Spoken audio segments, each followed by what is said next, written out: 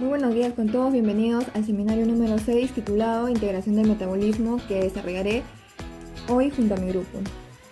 Bien, creo que en algún momento de nuestras vidas nos hemos preguntado cómo es que nuestro cuerpo detecta cuándo comer, cuándo guardar energía y cuándo quemarla. Pues la respuesta la obtendremos de la integración del metabolismo, que es aquella red coordinada de rutas bioquímicas que nos permite adaptarnos a los diferentes cambios energéticos constantes de cada momento. Hoy a continuación, junto a mi grupo, detallaremos cómo es que funciona esta interconexión y por qué es vital para mantenernos vivos, saludables y en equilibrio.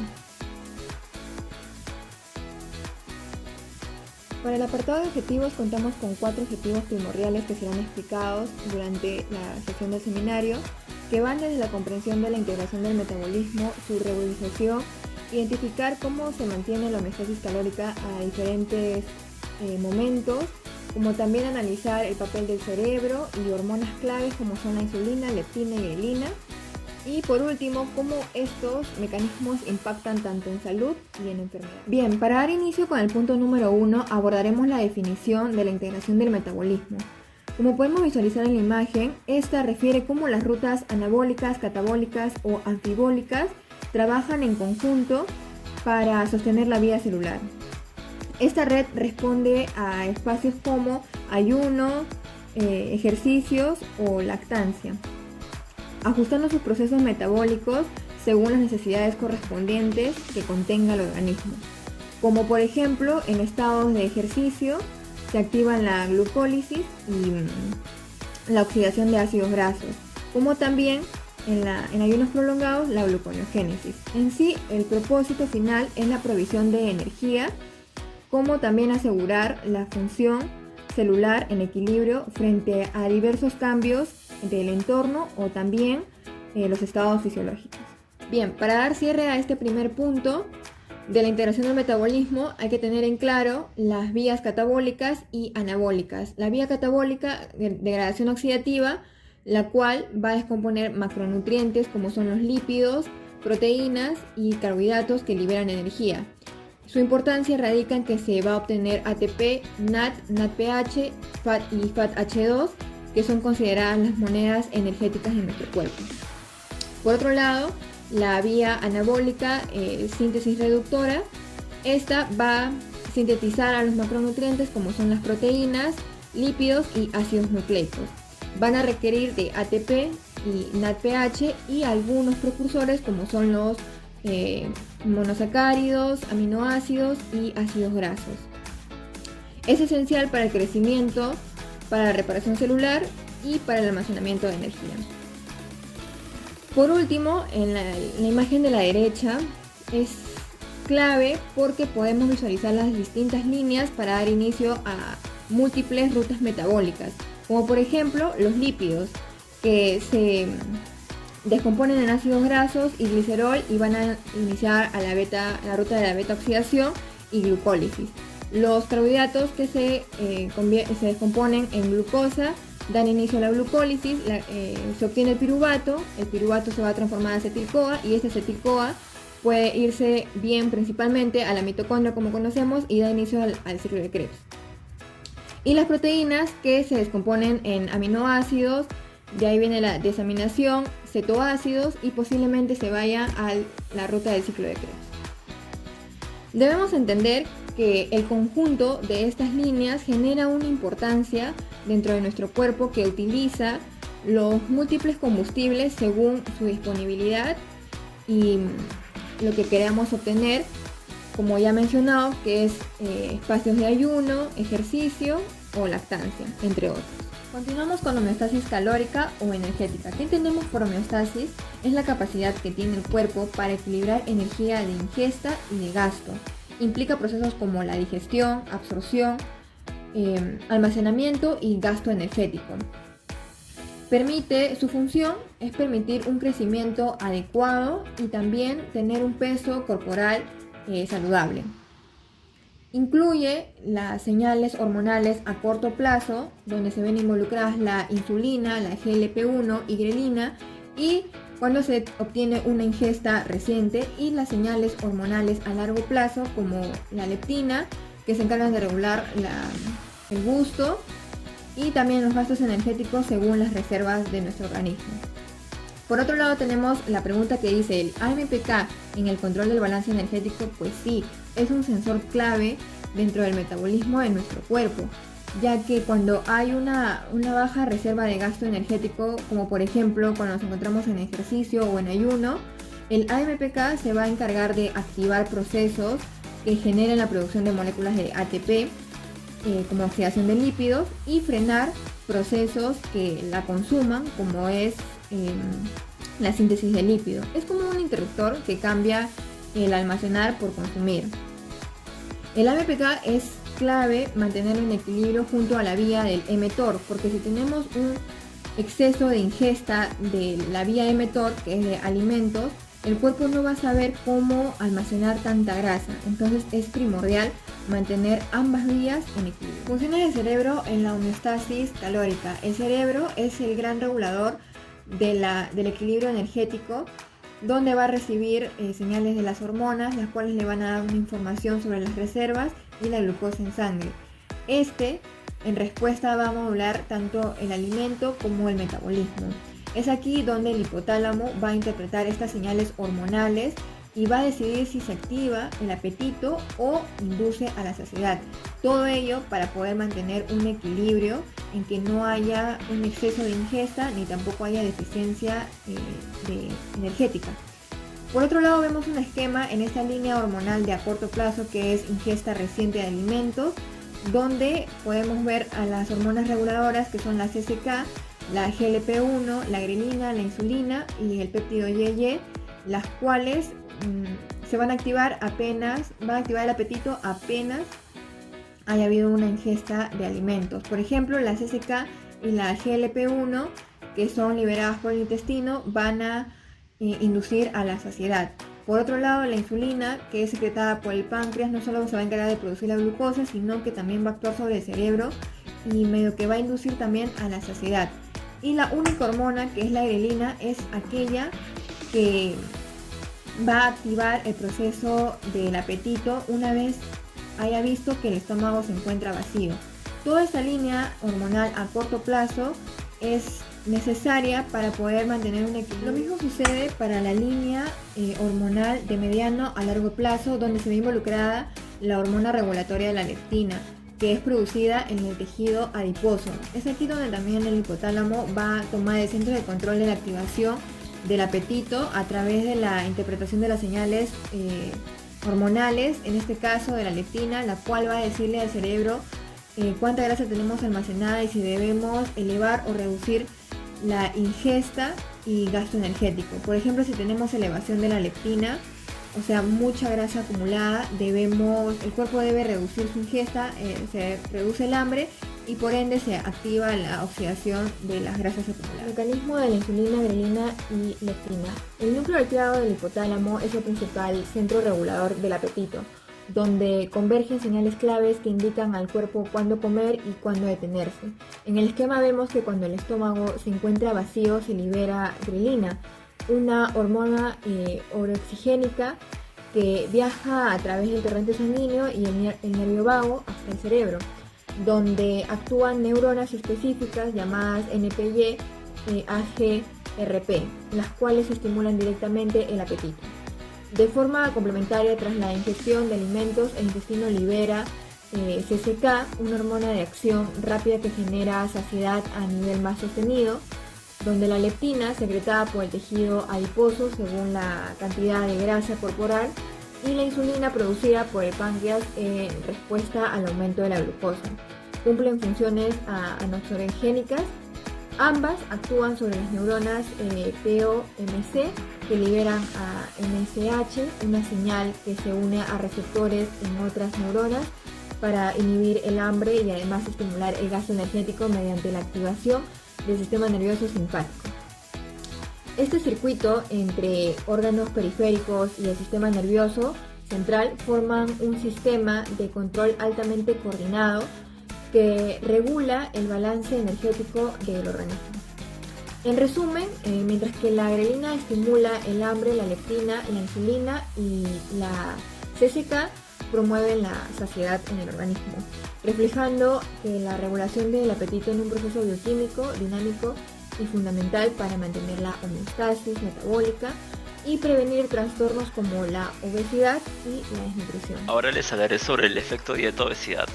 Este es un punto clave. La obesidad no es solo un exceso de grasa, es el resultado de un desequilibrio metabólico sostenido con el tiempo. Como se puede ver en la imagen, ilustra cómo una dieta alta en calorías, especialmente en azúcares refinados y grasas saturadas, como se puede ver, supera el gasto energético diario. Cuando esto ocurre, el cuerpo almacena exceso en forma de triglicéridos, ¿no? No solo en el tejido adiposo, también en la parte de los músculos y en órganos como el hígado, generando un estado llamado lipotoxicidad. Esta situación altera profundamente el metabolismo, genera resistencia a la insulina, hiperglucemia, entre otras patologías. Ahora voy a hablar sobre los mecanismos leptina, grelina e insulina. Estas tres hormonas son clave, ya que regulan el hambre, la saciedad y el metabolismo energético. La leptina, secretada por el tejido adiposo, es la encargada de suprimir el apetito y aumentar el gasto energético. Sin embargo, cuando el paciente es obeso, hay resistencia a su acción, por lo que aunque sus niveles sean elevados, no cumple su función. La grelina es conocida como la hormona del hambre. Aumenta en el ayuno y disminuye después de comer. En personas con obesidad, esta hormona puede comportarse de manera anormal, estimulando el apetito incluso cuando no debería.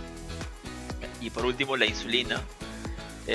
Su papel principal es generar el ingreso de glucosa a las células. Y en estados de obesidad, pues la insulina es menos efectiva, dando precisamente, como dice su nombre, la resistencia a la insulina, lo cual es la principal causante, pues, de diabetes tipo 2. Ahora voy a hablar sobre las consecuencias bioquímicas de la obesidad. En esta diapositiva abordamos efectos bioquímicos profundos que la obesidad produce. Como pueden ver en la imagen, es el ciclo de Krebs. Se ve alterado. Bueno, ese es un ciclo de Krebs normal, pero lo puse a modo de explicar que la alteración se da cuando en la producción de energía, y se ve precisamente afectado por el exceso de acetil-CoA proveniente de lípidos. Esta sobrecarga hace que esa sobrecarga mitocondrial lleva a una producción excesiva de radicales libres, causando estrés oxidativo, lo que daña lípidos, proteínas y nucleótidos. Además, también se liberan citoquinas como la TNF-alfa y la IL-6, lo que lleva a un estado de inflamación en general. El ejercicio físico y la regulación metabólica. Aquí presentamos cómo el ejercicio físico contrarresta muchas de estas alteraciones. La imagen, como se puede ver, es algo densa, pero ilustra cómo el ejercicio activa principalmente el AMPK, que es una enzima clave que responde al aumento del AMP en la célula cuando hay demanda energética. Esta activación promueve la translocación del transportador GLUT4 al músculo, facilitando la captación de glucosa sin depender de la insulina, lo cual es crucial en personas con resistencia a esta, ¿no? O diabéticos. Además, la MPK, que antes mencioné, estimula la oxidación de ácidos grasos y mejora la eficiencia del ciclo de Krebs. Los beneficios sistémicos del ejercicio. Finalmente, el ejercicio no solo actúa en el músculo, sino que también tiene efectos sistémicos muy amplios. Como se muestra en la imagen, mejora el perfil lipídico, eleva el HDL, que es el bueno, reduce los niveles de LDL y triglicéridos, previene enfermedades sobre todo cardiovasculares. También reduce la inflamación general sistemática y también reduce el estrés oxidativo, favorece la regeneración celular, mejora el perfil hormonal, baja los niveles circulantes de insulina y regula la leptina, promoviendo una mejor respuesta en la saciedad y un balance energético. Tras la ingesta de alimentos, el organismo entra en el estado postprandial, que se extiende aproximadamente hasta 4 horas después de comer. En esta fase predomina la acción de la insulina, hormona secretada por el páncreas en respuesta al aumento de la glucosa en sangre. El objetivo del cuerpo en este momento es aprovechar los nutrientes disponibles y almacenarlos. En el hígado, la glucosa es convertida en glucógeno a través del proceso de glucogénesis, y si hay un exceso de glucosa, se activa la lipogénesis, convirtiéndola en ácidos grasos para almacenarlos como triglicéridos. En el músculo, además de almacenar glucógeno, la insulina favorece la captación de aminoácidos y estimula la síntesis de proteínas. En el tejido adiposo, también se promueve la captación de glucosa para formar triglicéridos. Y en total, es importante destacar que durante este periodo la glucosa es la principal fuente de energía, especialmente para el cerebro, que depende de esta casi exclusivamente. En resumen, este estado se caracteriza por una actividad metabólica anabólica orientada a construir reservas y tejidos. Esta tabla nos permite visualizar cómo diferentes tejidos responden durante el estado postprandial. En el hígado se activa la glucogénesis para formar glucógeno a partir de glucosa, y si los depósitos se saturan, se estimula la lipogénesis para convertir el excedente en grasa. En el músculo, la glucosa también se convierte en glucógeno para ser usada durante el esfuerzo físico. Además, la insulina estimula la síntesis proteica, promoviendo el crecimiento y la reparación del tejido muscular. El tejido adiposo capta glucosa y ácidos grasos para sintetizar triglicéridos, almacenando así energía en forma de grasa. Finalmente, el cerebro, utilizando glucosa de manera continua y prioritaria, ya que este no puede almacenar energía ni metabolizar ácidos grasos. Esto muestra cómo el metabolismo se adapta a la disponibilidad de nutrientes para mantener la homeostasis. Por otra parte, cuando el cuerpo entra en un estado de ayuno prolongado, es decir, más allá de 24 o 48 horas sin ingesta calórica, se activa un conjunto de mecanismos que buscan preservar la glucosa para los tejidos que más la necesitan, como el cerebro y los glóbulos rojos. La principal hormona reguladora en esta fase es el glucagón, aunque también participan otras como el cortisol y la adrenalina. Estas hormonas activan procesos catabólicos, es decir, la degradación de reservas energéticas. Uno de estos procesos es la gluconeogénesis, que permite formar glucosa a partir de precursores no glúcidos, como los aminoácidos provenientes de las proteínas musculares, el lactato y el glicerol de los triglicéridos. Otro proceso importante es la lipólisis, mediante el cual los triglicéridos almacenados en el tejido adiposo se descomponen en ácidos grasos y glicerol. En el hígado, los ácidos grasos se convierten en cuerpos cetónicos en un proceso llamado cetogénesis, y estos cuerpos cetónicos se convierten en una fuente alternativa de energía, sobre todo para el cerebro. Así el organismo reorganiza su metabolismo para garantizar el suministro energético, retrasando al máximo el uso de proteínas estructurales. Esta diapositiva resume las diferentes fases del ayuno prolongado y cómo varía la fuente energética a medida que se prolonga el tiempo de la falta de alimentos. En las primeras 24 horas, el hígado utiliza sus reservas de glucógeno a través de la glucogenólisis para mantener los niveles de glucosa en sangre. Una vez el glucógeno se agota entre el primer y el tercer día, el cuerpo depende de la gluconeogénesis usando aminoácidos, glicerol y lactato como sustratos. Paralelamente se intensifica la lipólisis. A partir del tercer día se establece un cambio metabólico importante. El hígado reduce en mayor cantidad cuerpos cetónicos que reemplazan parcialmente la glucosa como fuente energética, sobre todo para el sistema nervioso central. Esta transición puede ahorrar proteínas musculares y representa una estrategia adaptiva clave para la supervivencia. El cerebro es un órgano que en condiciones normales depende casi por completo de la glucosa, ya que no puede almacenar energía ni utilizar ácidos grasos debido a la barrera hematoencefálica. Sin embargo, durante el ayuno prolongado, el cuerpo adapta su metabolismo para proteger al sistema nervioso central. A partir del tercer día de ayuno, el cerebro comienza a utilizar cuerpos cetónicos como el acetocetato y el beta-hidroxibutirato, producidos en el hígado a partir de ácidos grasos. Este cambio metabólico es esencial porque reduce el consumo de glucosa por parte del cerebro, lo que a su vez disminuye la necesidad de degradar proteínas musculares para producir glucosa por gluconeogénesis. Esta adaptación representa una estrategia bioquímica que permite al organismo sobrevivir periodos prolongados sin alimentos, priorizando la conservación de los tejidos vitales. Mi nombre es Ayala Aguilar y yo les voy a hablar sobre el metabolismo del etanol. Un punto importante que debemos de saber antes de todo es que tras cada ingesta del etanol, este tiene que ser metabolizado por nuestro organismo, ya que no hay manera de excretarlo de una manera eficaz, por así decirlo. También saber que el sitio donde ocurre este proceso de metabolización es en el hígado. Este órgano contiene dos de las enzimas que ayudan a este proceso, que son la alcohol deshidrogenasa y el sistema microsomal de oxidación de etanol. Este sistema se activa cuando se está produciendo un gran consumo de esta sustancia, ya que empieza a acumular acetaldehído, el cual actúa más rápido que el alcohol deshidrogenasa.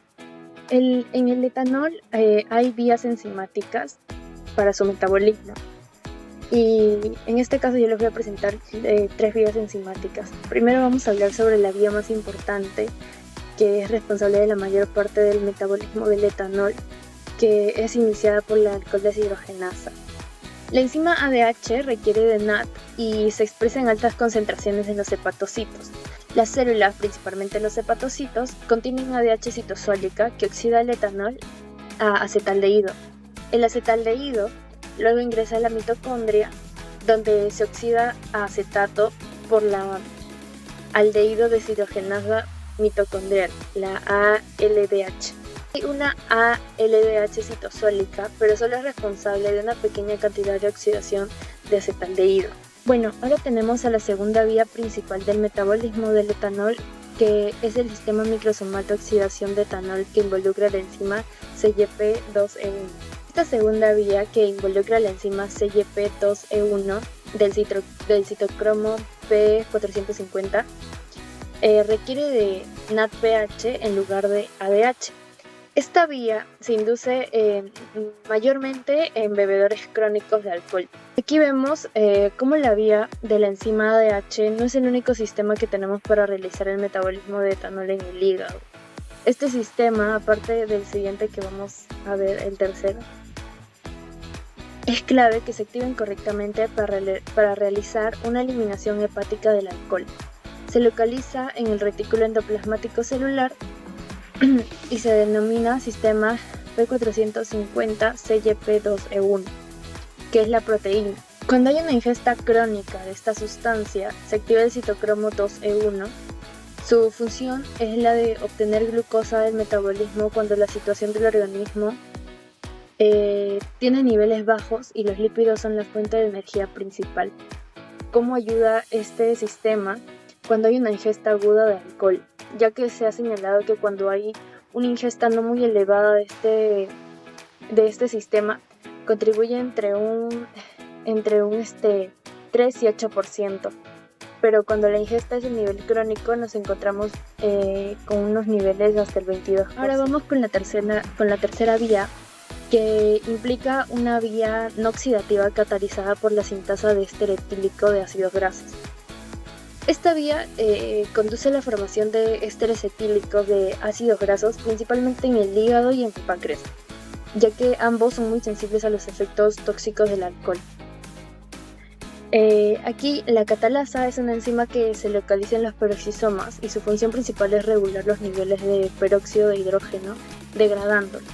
El acetaldehído producido en esta reacción catalítica es muy reactivo, por lo que se considera uno de los culpables de la toxicidad secundaria que se da a partir del consumo del alcohol. También el acetaldehído será metabolizado en acetato gracias a la acción de la acetaldehído deshidrogenasa, que esa también se puede producir la reacción al contrario, y esto se da gracias al poder reductor convertirlo en etanol mediante NADH. Para finalizar con esta parte, se debe mencionar que la combinación de esta sustancia no es nada buena para el organismo debido a que puede afectar por los efectos tóxicos que tiene y puede llegar a producirnos el llamado síndrome de sensibilidad al alcohol, por lo que la eliminación del acetaldehído no es solo importante para impedir una mayor toxicidad del alcohol, sino también para que la eliminación del alcohol se realice de una manera eficaz. Los efectos del etanol en el metabolismo energético serían los siguientes, que uno sería inhibir la gluconeogénesis, ya que el etanol aumenta la producción de NADH y NAD en el hígado. Esta alta cantidad de NADH impide que se realicen las reacciones necesarias para generar glucosa a partir de piruvato, lactato o aminoácidos. Esto nos puede llevar a que haya un riesgo de hipoglucemia. Por segundo apartado tenemos la acumulación de lactato, que como ya lo dijimos es el exceso del NADH, el cual favorece a que el piruvato se convierta en lactato en lugar de que éste entre en la gluconeogénesis.